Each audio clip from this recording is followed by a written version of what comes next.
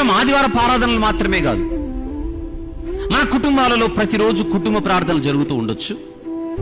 మన కుటుంబాలలో కుటుంబ ప్రార్థనలు జరుగుతూ ఉండొచ్చు. కుటుంబ ప్రార్థనలలో కూర్చునేటువంటి కుటుంబ సభ్యులందరూ కూడా ఇష్టంతో కూర్చుంటున్నారా? ఆనందంగా వచ్చి కూర్చుంటున్నారా? ఉత్సాహంతో వచ్చి కూర్చుంటున్నారా? ఎప్పుడెప్పుడు ప్రారంభమవుతుందా, ఎప్పుడెప్పుడు కూర్చోవాలా, ఎప్పుడెప్పుడు ప్రభువుని స్తుతించాలా, ఎప్పుడెప్పుడు ప్రార్థించాలి, ఎప్పుడెప్పుడు కలిసి వాక్యంలో ఆనందించాలి, నేర్చుకోవాలి 4 మాటలు అన్న భావనతో వచ్చి కూర్చుంటున్నారా?